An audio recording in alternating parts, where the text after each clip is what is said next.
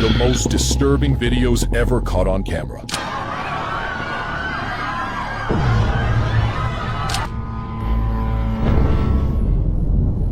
We start at level 1, but the deeper we go, the more disturbing and the more unpredictable things become. We are starting at the top of the iceberg. Level 1. Ambush on a cash and transit vehicle. Leo Prinsloo, a name that became a global symbol of courage and professionalism after this video.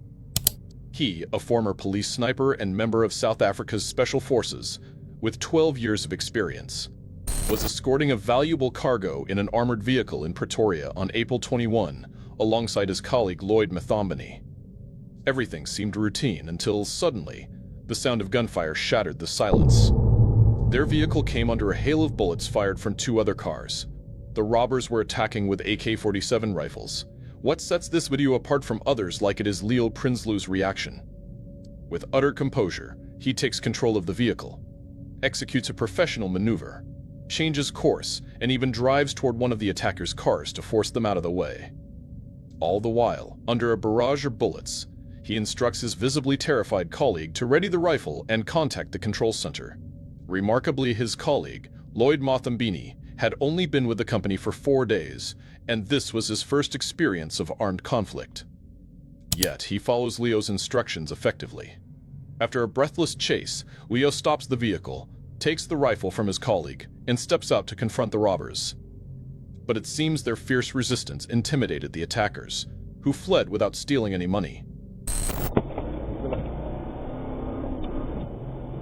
Drop your gun. This gun?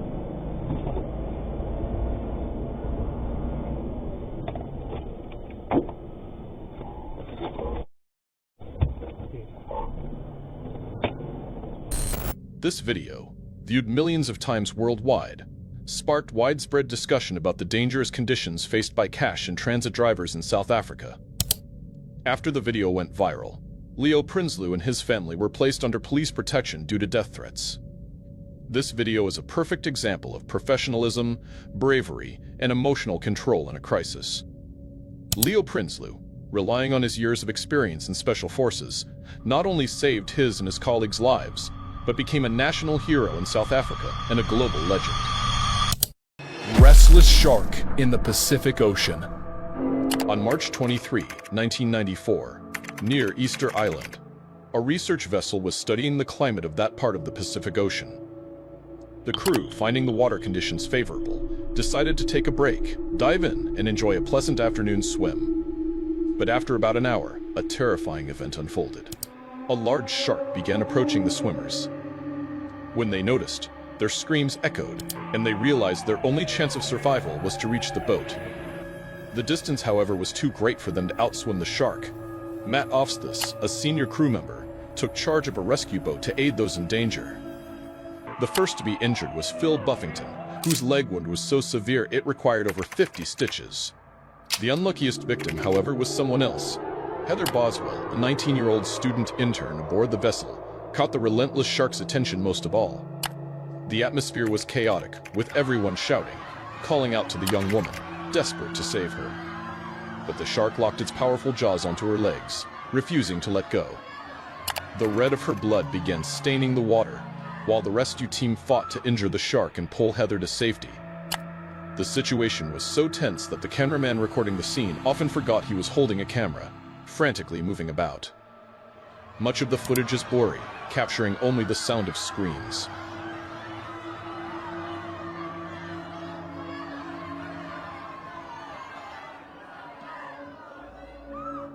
After several minutes of struggle, they finally pulled Heather from the water and drove the shark away with gunfire. But her weight was noticeably lighter as they hauled her into the boat. It soon became clear why. Heather had lost her leg. The shark had completely severed it. Time was critical to save the unconscious, injured girl. Nurse Judy Lane, through immense effort, managed to stabilize her. Lane later said, "I've never seen this kind of destruction done to a human being by a shark. If she hadn't have been 19 and a fighter, she would have died." Ultimately, Heather Boswell, fortunate to survive, returned to a normal life, walking with a prosthetic leg. She has said she's forever grateful to those who saved her. As in the moment her leg was caught in the shark's jaws, she saw no outcome but death. 3 minutes underwater. May 18, 2022, Lawrence, Kansas. It was one of those calm, ordinary spring afternoons with the scent of fresh grass lingering in the air and children playing in the apartment complex courtyard. Xavier Ricci, a sweet 4-year-old boy with light hair and curious eyes, was one of those kids. Xavier had autism and lived in his own world, a world that sometimes led him to wander unaware of danger. The pool, with its tempting blue water, wasn't open for the warm season yet, surrounded by a tall fence and a locked gate. At least that's what everyone thought. No one knew that this calm was just moments away from turning into a nightmare. The initial trigger was a moment of inattention, the kind that can happen to any parent. Xavier's mother took her eyes off him for just a few seconds. But when she looked back, Xavier was gone. Her heart sank. At that moment, Maddox Westerhouse, a 12-year-old, was looking out his apartment window when he spotted something at the bottom of the pool.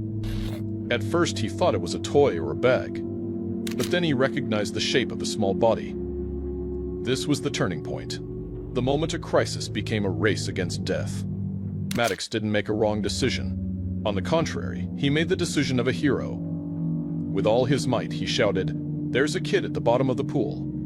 Tom, Maddox's father, ran to the pool and without a moment's hesitation leapt over the tall fence.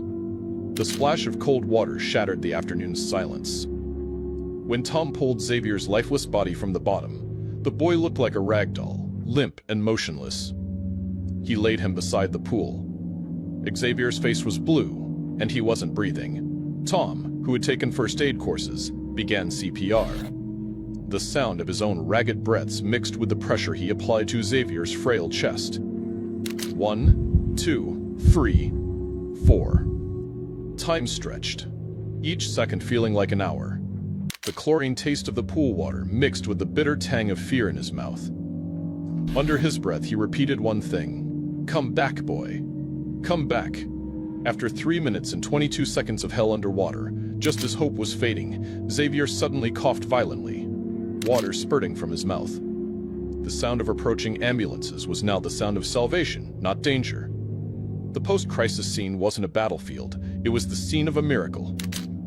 Xavier's father, who arrived after hearing the news, embraced Tom, both men trembling with emotion. Casualties? 0.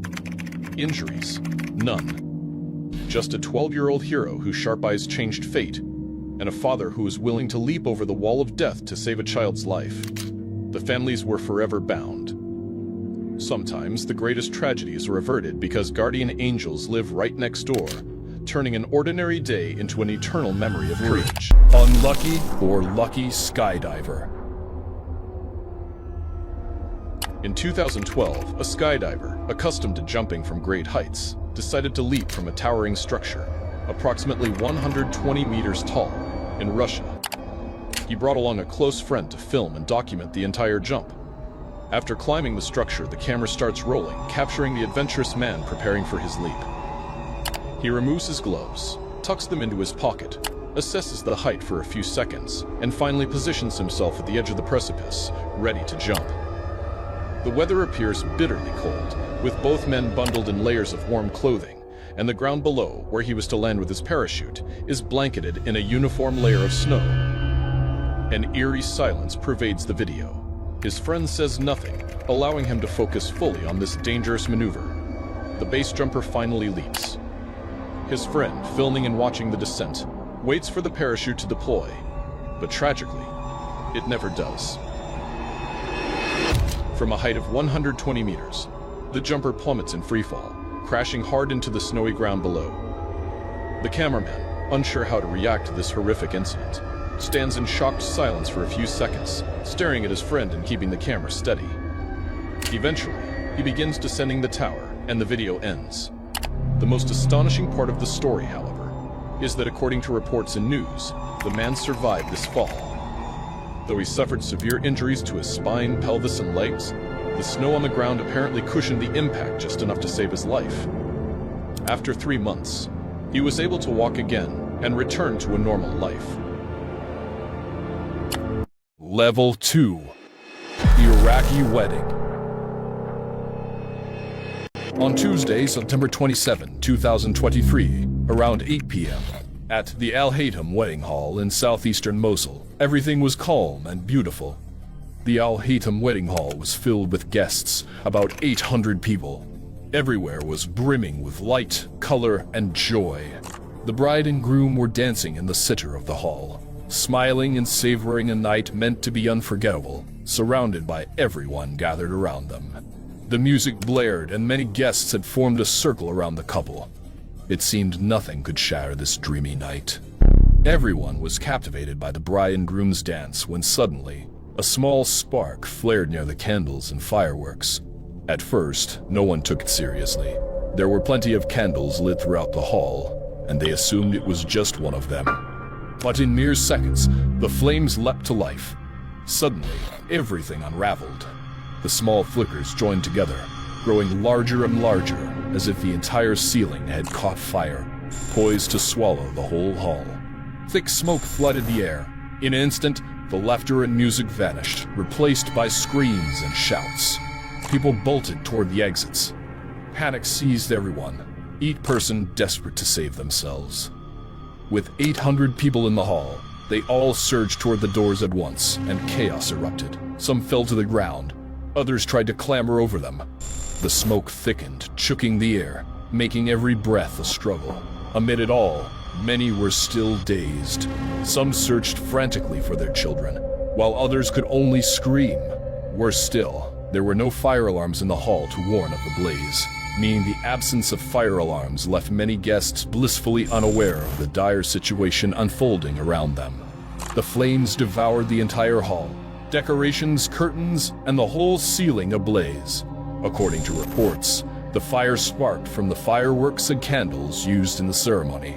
It took just minutes for the Al-Haytham Hall, which moments before had pulsed with joy, to transform into a living hell. Nearly 100 people lost their lives, and 150 were injured. Many of the wounded were in critical condition, the thick smoke and relentless fire offering them no chance to escape.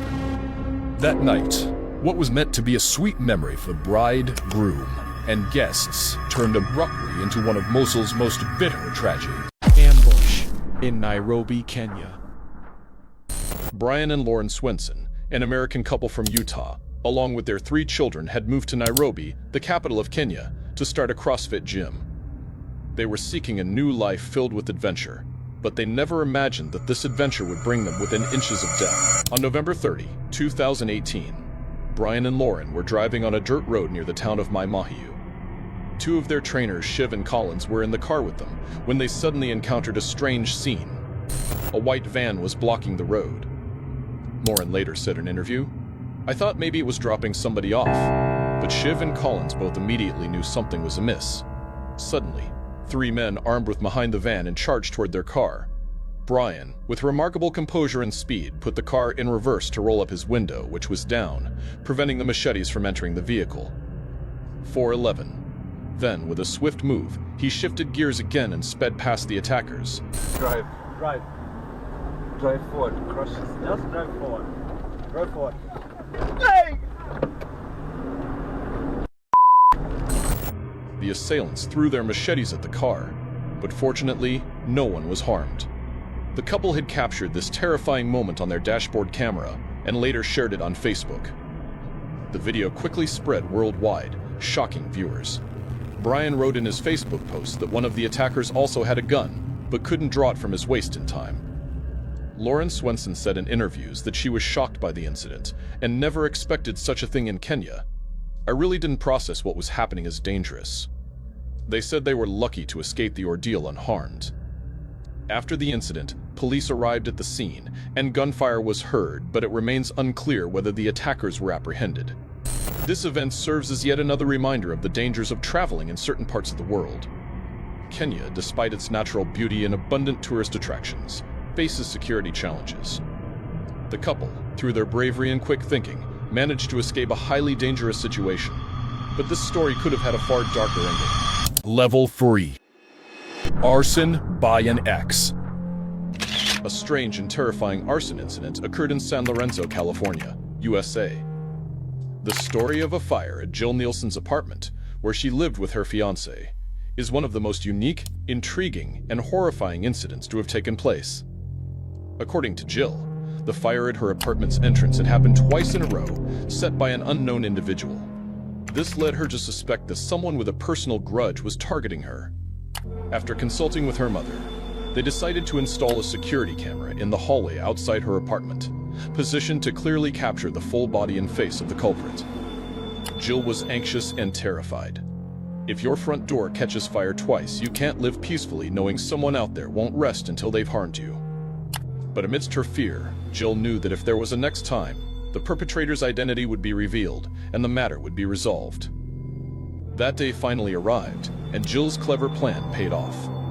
The dangerous individual returned to her apartment door for a third time. The camera captured a tall, heavy-set black man, whose face wasn't entirely clear from behind but was enough for Jill. When she noticed the flames, she screamed to wake her fiancé, who fortunately managed to extinguish the fire. More importantly, Jill immediately checked the camera footage. The truth hit her like a ton of bricks. The person in the frame was her ex-boyfriend, Gary Calvin. They had dated for about a year, during which, according to Jill, he was never violent or harmful. The bitter irony was that when Jill ended their relationship, Gary told her he felt like he had lost his mother again. His mother had died in a fire. Ultimately, with the evidence from the camera footage, Gary confessed to his crime and was sent to prison, allowing Jill to regain her sense of security. Death is always close. On August 31, 2013, at 4 p.m., during a raging storm in Taiwan's mountains, a driver captured dashcam footage that proves how death can linger inches away. The video shows a white car battling torrential rain, struggling to avoid hydroplaning. Suddenly, the mountainside erupts. Rocks and dirt cascade onto the road. Slamming into the car, the driver swerves violently, narrowly avoiding being crushed. But this was only the beginning. Seconds later, a boulder nearly twice the car's height plummets from above, landing directly in the vehicle's path. For a heart-stopping moment, the boulder teeters, then tumbles backward, sparing the occupants. Against all odds, no one sustained serious injuries. Stunt pilot plane crash.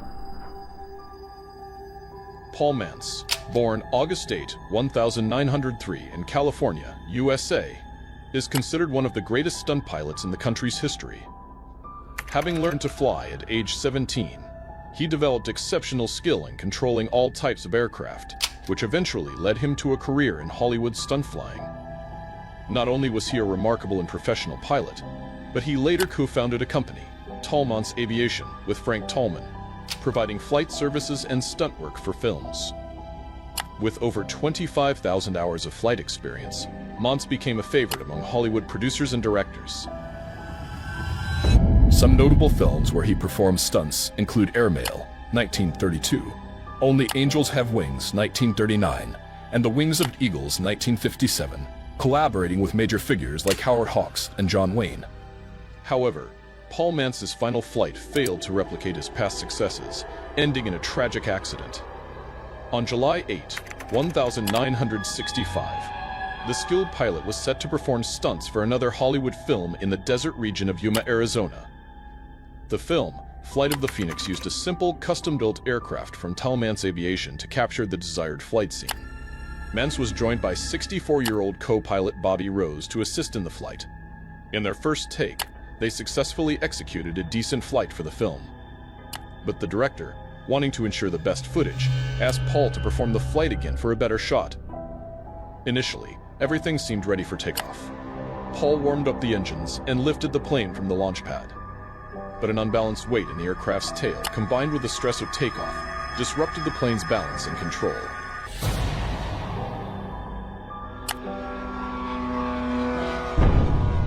Tragically, even his years of professional flying experience couldn't save Paul Mantz. The tail's deformation caused an immediate crash, resulting in his death. His co-pilot Bobby was severely injured but survived. Paul Mantz, who fearlessly performed dangerous stunts in an era of limited Hollywood technology to deliver better films to audiences, left a lasting legacy. Yet this incident highlights how thin the line is between art and danger. underscoring the critical importance of modern technology to prevent human lives from being sacrificed for the sake of creating art. The Last Flight. The professional Chinese stuntman Wu Yongning was renowned for his dangerous feats on the roofs of buildings and towering skyscrapers. He had garnered thousands of fans and viewers on the social media platform Weibo, where he uploaded short videos of his stunts, earning significant popularity and income. He recklessly jumped from the roofs of tall towers or performed daring maneuvers at extreme heights without using any safety equipment. And these significant risks were the primary reason for his success on online streaming platforms. In November 2017, the stuntman's followers grew worried when they noticed he hadn't shared a new video for some time and began looking into the matter. Ultimately, it was confirmed by Wu's girlfriend, his family, and then news sources that, on November 8, 2017, while attempting a major and challenging stunt for a prize worth several $1,000s, he suffered an accident and lost his life. On that date, Wu went to the Huayuanhua Center in Changsha, China, to record one of his most captivating viral videos. He dangled from the top of the roughly 200-meter-high tower and even managed to pull himself up and down several times, as if hanging from a simple pull-up bar. But in a moment, it seemed he lost control and began struggling to merely pull himself back onto the tower's roof. The young man's relentless efforts, however, were in vain, and Wu Yongning, at only 26 years old, fell approximately 14 meters onto a terrace on one of the lower floors where he died. His body was discovered by a worker cleaning windows. The police also reported that the roof was apparently slippery, which caused the stuntman to suffer this horrific accident, taking his final flight toward death. Level 4. The Fall from the Window of Indifference. Kuwait City, Kuwait, March 30, 2017. On March 30, 2017, a shocking video surfaced on social media that outraged the global conscience. In the video, a woman named Ada Sadiq, an Ethiopian domestic worker, was hanging from a 7th-floor window of a building in Kuwait, desperately screaming, "Hold me!" But her employer, instead of helping, coldly filmed the harrowing scene, even mocking her, saying, "Crazy, come back." Ada's, no longer able to hold on, fell from the heights. Miraculously, her fall onto a metal awning saved her life. She was rushed to the hospital with severe injuries, including a broken arm and from her ears and nose. After partial recovery, Ada stated in an interview that she had not intended to take her own life, but was trying to escape her employer, who had locked her in the house and threatened to kill her. The video spread rapidly worldwide, igniting outrage and disgust at the employer's inhumane behavior and the dire conditions faced by domestic workers in some Persian Gulf countries. Human rights organizations demanded investigations and legal action against the employer. Ultimately, Kuwaiti police arrested Adas's employer for failing to assist a person in danger. Under Kuwaiti law, anyone who refuses to help someone in peril can face imprisonment. This incident once again drew global attention to the kafala system and the vulnerable status of migrant workers in the region.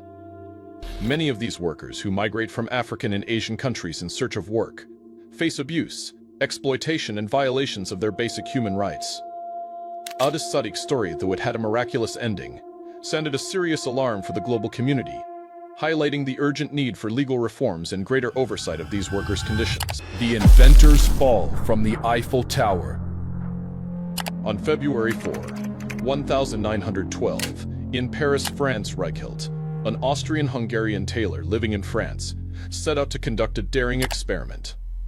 It was a grand test for a historic invention he had worked tirelessly on. He didn't want to be just a skilled tailor. In recent years, he had strived to create something far beyond ordinary clothing. His goal was a wearable parachute suit. In those days, airplanes were a new invention, and existing parachutes lacked the efficiency and practicality needed. Thus, the idea of a relatively lightweight parachute suit for pilots was a brilliant and captivating concept. But great ideas require great risks to succeed. Franz had that risk-taking spirit within him. Over the years, he had revised the suit's design multiple times and even conducted a few tests. Wearing his own creations, he had jumped twice from a height of about 8 meters, including from the roof of his home, to test his parachute. Though his previous tests weren't very successful, Franz remained undeterred and was now ready for a bigger demonstration. On a Sunday, Around 7 a.m., Franz, wearing his suit, stepped out of a car in front of the Eiffel Tower. On a freezing day, with the ground iced over, journalists and reporters from various media outlets gathered to capture a historic moment, an invention that could revolutionize human flight. Yes, the young man intended to jump from the Eiffel Tower to test his wearable parachute. He had worked tirelessly for this day, even struggling to obtain permission to perform such a stunt at the Eiffel Tower. But that day, it became clear that Franz planned to jump himself. Everyone assumed he would use a dummy, but that wasn't the case. The tailor, determined to prove he was far more than ordinary and a great inventor, had such extraordinary confidence that neither his friends nor the police could persuade him not to jump. Accompanied by friends and a cameraman, he climbed the Eiffel Tower stairs to the first platform about 57 meters high. Only a single jump stood between him and history. Around 8:30 a.m., Franz Reichelt, stubborn and determined, leapt from the Eiffel Tower, hoping his suit would deploy like a parachute for a glorious, historic descent. Tragically and predictably, things didn't go according to his calculations. After a rapid fall lasting a few seconds, the young tailor crashed headfirst into the frozen ground, his body shattered. The crowd gathered around him, and his body was taken away. Even today, over 100 years later, many don't remember Franz Reichelt as an inventor, but view his experiment as utterly foolish. He wanted his name to be on everyone's lips, and in a way he succeeded not for his great invention, but for a reckless, unnecessary risk. Sydney skydivers failure.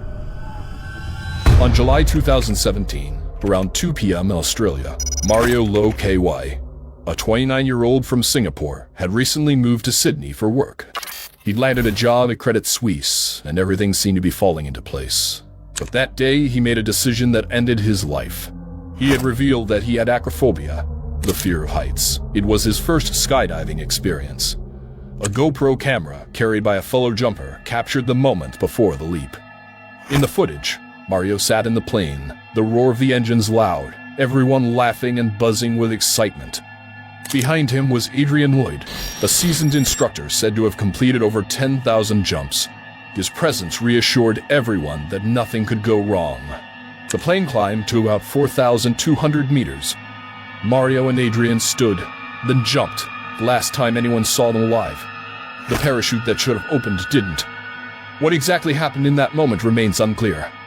All we know is that instead of landing in the designated drop zone, Mario and Adrian crashed about a kilometer away, in the driveway of a house.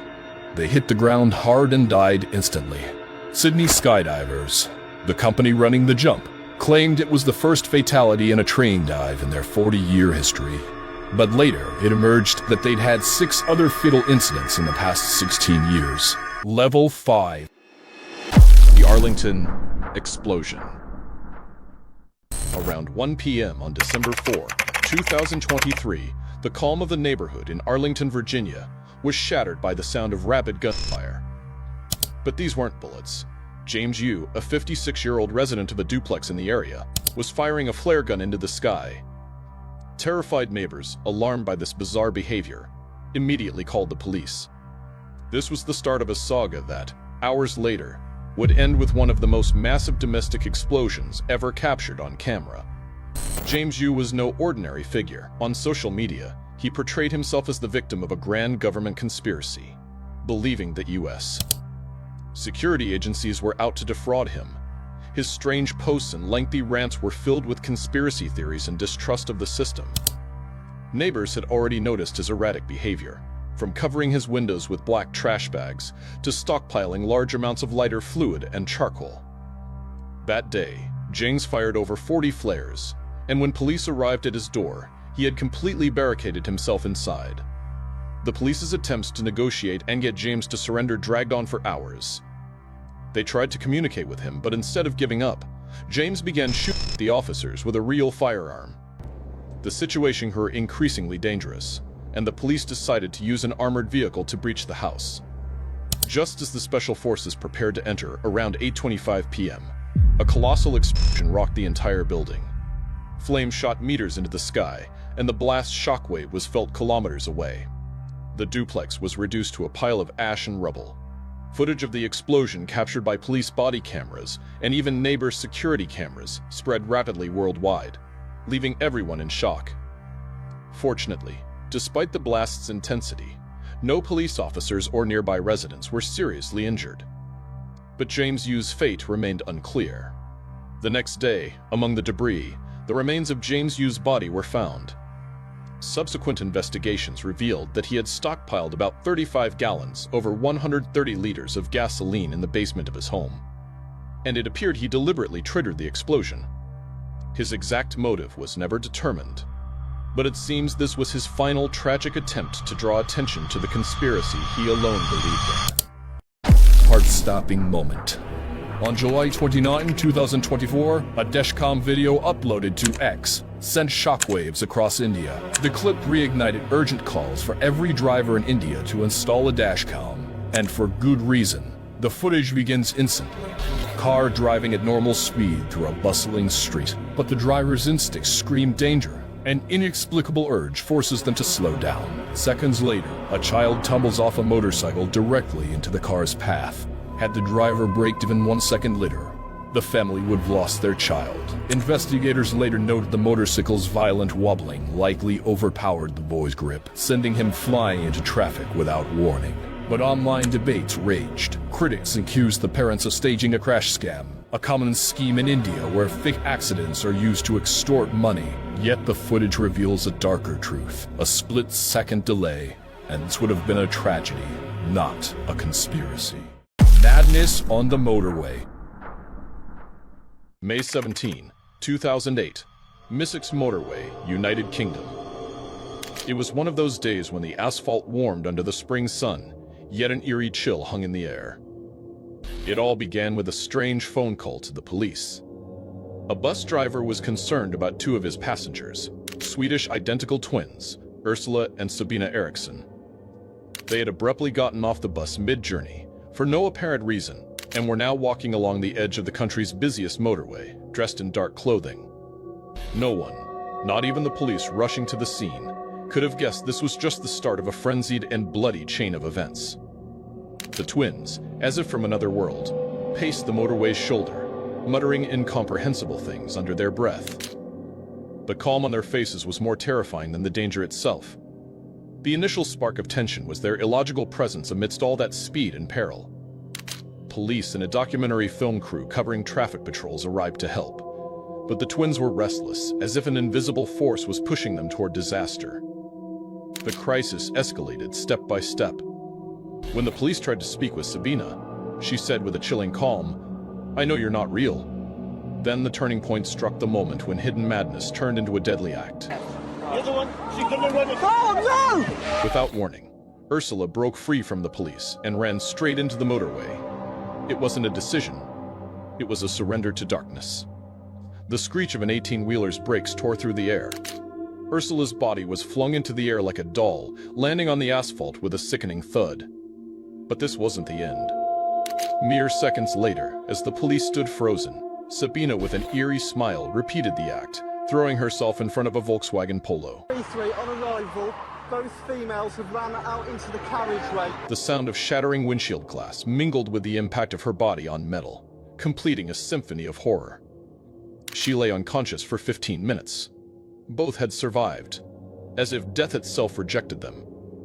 Ursula screamed and resisted under the paramedics' hands, and Sabina, upon regaining consciousness, punched a police officer.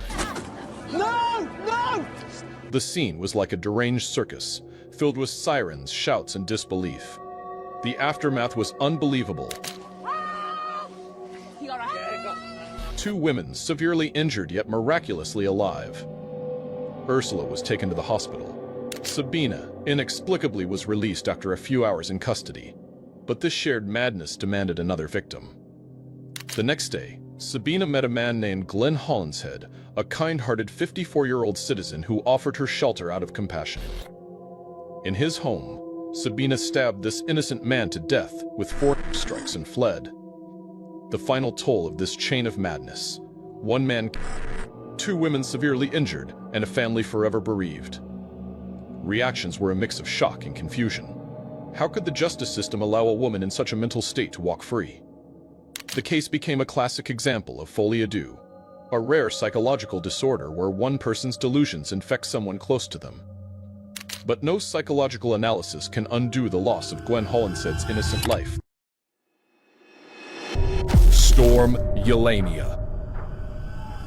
On February 17, 2022, around 4 p.m., Storm Yelenia had engulfed northern Germany and the port of Hamburg was plunged into chaos. Yelenia brought wind speeds up to 152 kilometers per hour, 95 miles per hour, to Germany, causing traffic chaos and widespread power outages. On a ferry that had just left the dock, preparing to head toward its destination, about 100 passengers sat in the main cabin. Though each was lost in their own thoughts, they sensed something was wrong. Outside, towering waves battered the ship's hull, and fierce winds drove relentless rain. Reports noted wind speeds reaching 150 kilometers per hour, with waves surging up to 5 meters high. The passengers inside the cabin were oblivious to the catastrophe looming over them. Suddenly, a monstrous wave, like a 6-meter wall of water, rose with fury from the sea, surged toward the ferry.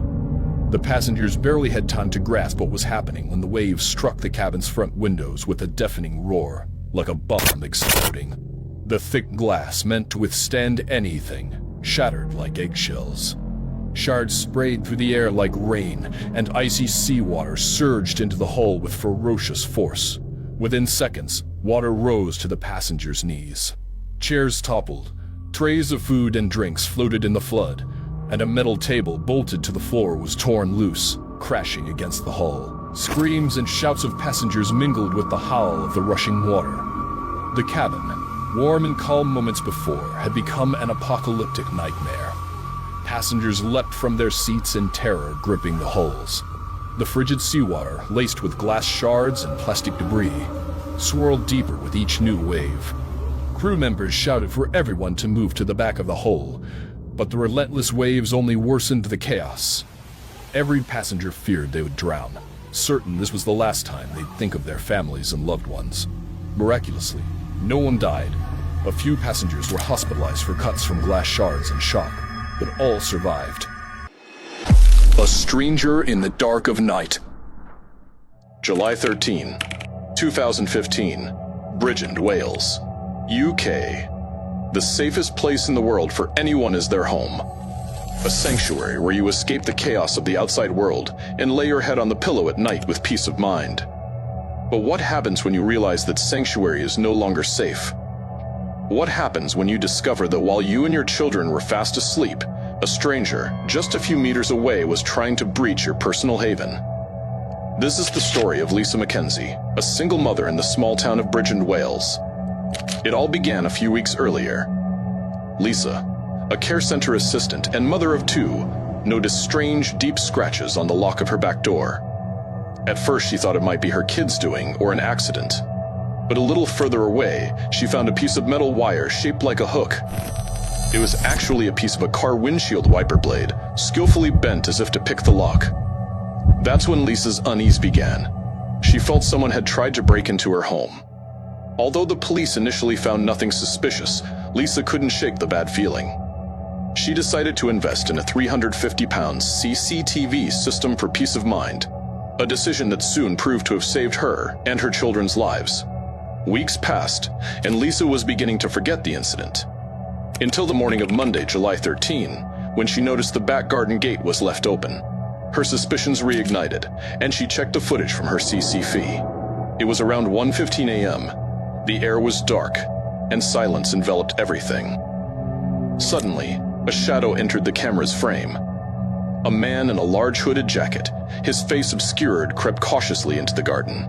He wore gloves and held a small flashlight. The unidentified man calmly approached the back door and paused for a moment, as if staring at the small CC5 warning sign on the window. But even this didn't deter him. He tried the door handle, attempting to enter. Fortunately, Lisa had locked the door that night. Lisa's body trembled as she watched the footage. She said that seeing it made her feel sick, unable to control her shaking. He takes the cameras and he runs all the way back to this big tree right there where he attempts to scale the fence and drops the cameras. And that's when that board over there is taken out. The most terrifying part was realizing what could have happened to her and her two innocent children if she hadn't locked that door. She quickly shared the video on Facebook to warn her neighbors. The footage was viewed thousands of times. Think about your neighbors. Think about that person who is that single mom. Or what about the elderly? We have so many people in our community that cannot protect themselves, and they really shouldn't have to from this perspective. And the police intensified their investigation. Despite increased patrols and reviewing the video, the man's identity was never uncovered, and the case remains open to this day. Lisa McKenzie may never know who that man was or what he wanted. But every night before bed, she never forgets one thing: locking the back door. Criminal at Festival. In June 2023, a very dangerous incident occurred during the Portland Rose Festival in Oregon. This event took place when large crowds had gathered in the streets for the Floral Grand Parade, endangering everyone, especially the little children who had come just to enjoy the festival and were walking alone on the sidewalks, unaware that they needed to get out immediately. A 43-year-old man named Meacham Scene Sidney was driving on the same road where the festival and parade were taking place, seething with an unusual and explosive anger. Frustrated by the slow traffic and tired of being held up behind other vehicles, he allowed himself to force anyone in his way off the road. He didn't care if his car ran over a few people. It was unclear why Sidney was so heavily intoxicated, but as he drove, he was yelling so loudly that he became short of breath, his face changing color, all while never letting go of the steering wheel. Everyone who found themselves in his path screamed and fled to the sidewalk. Parents hurriedly pushed their children to the side of the road. He might not have been in a normal state at all. Perhaps he was under the influence of drugs or alcohol. However, it was even possible that Sidney wasn't intoxicated at all. He wasn't an ordinary man. In fact, he had been arrested multiple times before, not for traffic offenses, but on charges of forced intimate abuse. He was arrested once in 1999 and again in 2016 on those charges. And on the day of this incident, his driver's license had already been suspended. Footage from rear dashcams and bystander videos clearly shows that the police began chasing him immediately. Sidney thought he could evade the police just like everyone else, but after being apprehended for using his car as a weapon, he was sentenced to 5 years in prison. Level 7. The last live stream. Quahao, China. In the summer of 2021, Xiao Qumei, a 23-year-old Chinese woman who worked as a crane operator and was a popular influencer on social media, had over 100,000 followers on the app Douyin, the Chinese version of TikTok, regularly sharing videos of her daily life. On the day of the incident, Xiao Qumei was recording another live stream from inside her crane cabin. She was seen in the video talking to her followers. But suddenly, the camera feed became chaotic, displaying blurry images of a fall. According to reports, she slipped while descending the crane and fell from a height of 160 feet, about 50 meters. Eyewitnesses reported that she fell to the ground at 5:40 p.m., when most of her coworkers had left the worksite, with the phone still in her hand, and died instantly. Xiao Qumei's family confirmed her death, attributing it to a misstep while descending the crane. They emphasized that she was a professional operator and never filmed during work hours, and that the incident occurred after her shift ended. Xiao Qumei, a mother of 2, inspired many of her followers with videos showcasing a young, vibrant woman thriving in a predominantly male profession. Her tragic death sparked widespread discussions about the potential dangers of creating content in high-risk environments and the psychological pressure on influencers to attract more followers. This tragedy was a bitter reminder that a moment's inattention at great heights can cost a life, and that the allure of the virtual world, no matter how captivating, must not overshadow the dangers of the real world. Giant waves. On December 2004, Thailand was teeming with tourists enjoying the Christmas holidays. But that day, something unimaginable was brewing. An earthquake in the Indian Ocean off Sumatra's coast triggered a massive wave hurtling toward Thailand. On the shore, people were clueless. Suddenly, the sea began to recede. Some thought it was an odd tide, but those with experience recognized the ominous sign. Where water once reached people's knees, the sea had retreated dozens of meters, leaving a wet, empty expanse. Minutes later, the first wave appeared, a 5-meter wall of water charging the shore. At first, some mistook it for a regular wave, but its monstrous size sparked panic. People near the coast tried to flee, but the wave crashed, sweeping everything away. Those who survived the first wave clung to hope, but many weren't so lucky. The second wave changed everything. Each successive wave grew larger, claiming more lives. The beach, vibrant with laughter and joy moments before, had become a graveyard. This catastrophe killed thousands and altered millions of lives. The tsunami, triggered by a 9.0 magnitude earthquake in the Indian Ocean, produced waves up to 30 meters high, leaving little chance of survival for those nearby. Ultimately, the government reported over 5,000 deaths and 2,000 missing.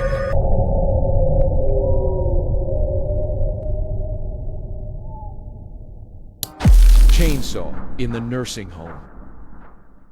December 1, 2024, St. Charles, Illinois, USA. Sometimes, the scariest things aren't ghosts or spirits, but the unpredictable actions of humans. The story I'm about to tell you happened in a quiet place where no one would expect it, a nursing home in the city of St. Charles, Illinois. On December 1, the peaceful life of this facility was shattered by the arrival of a 41-year-old man named Daniel Scalera. But Daniel didn't come empty-handed. He was wielding a running chainsaw. Eyewitnesses called the police, reporting that a man with a chainsaw had entered the building and was shouting. When police arrived, they were met with a surreal scene. Daniel, later found to be under the influence of methamphetamine, was holding the chainsaw above his head, pacing through the dining hall where several terrified elderly residents sat. He kept yelling, "Where is she?" apparently searching for his wife. Police tried to talk to him and calm him down, but Daniel wouldn't cooperate. Step it up. I need to hear from my lady. Where is she? Step it up. Where's my... Drop it. I just want my wife, man. I just want... Listen, man. I don't want to... One officer was forced to use a taser. Daniel fell to the ground for a moment, but quickly got up, grabbed the chainsaw again, and charged at the officers. The officers retreated, trying to control the situation. Daniel lunged at one of them again. An officer fired 2 shots, which missed. In the next clash, Daniel struck one of the officers with the chainsaw. At that moment, a shot hit Daniel's arm. He dropped the chainsaw and fled down a hallway, stopping right next to an elderly resident in a wheelchair. Then he turned back toward the police, holding his hands as if gripping an invisible gun. That final move was fatal. One officer, believing the elderly resident's life was in danger, fired a final shot into Daniel's chest. Daniel was rushed to the hospital, but succumbed to his injuries. The incident, fully captured by police body cameras, exploded like a news bombshell. The local prosecutor's office, after a thorough review, concluded that the police's use of deadly force was lawful to protect their lives and others. This case is a tragic example of how drugs can drive a person to the brink of madness, turning a quiet day into a bloodbath. The real horror of this story wasn't the sound of the chainsaw. It was the face of a man lost in the depths of his own delusions. Ghost car. On March 4, 1997, while pursuing a criminal, the police captured footage that instantly exploded across the internet and has been the subject of discussion for years. On a dark night, a police car was in hot pursuit of a criminal. The streets were completely empty, and the only vehicle visible was the criminal's car, illuminated by the police car's headlights. The criminal's car navigated the bends so rapidly that it seemed the police were on the verge of losing it at any moment. Everything appeared to be an ordinary chase until the criminal entered the final curve. After the police followed into that section, there was no sign of the car or even a glimmer of light from it, while the police vehicle remained stuck behind the metal fence. The officers were utterly shocked. Where had that car vanished when there was no other route? We all saw with our own eyes that the car turned exactly in the same direction that the police were heading. There was simply no possibility that it took an alternate path. This video circulated widely, and while people had varied opinions about what they saw, most agreed that the car was a ghost vehicle. Even those attempting to offer a logical explanation argued that the lighting and camera angles might have created an illusion. However, the police were present at the scene and there was no mistaking what they witnessed. In reality, the car did indeed follow the expected path. The catch was that the lower part of the metal barrier was not securely anchored to the ground. This flaw allowed the criminal to speed through, dragging the barrier down with him.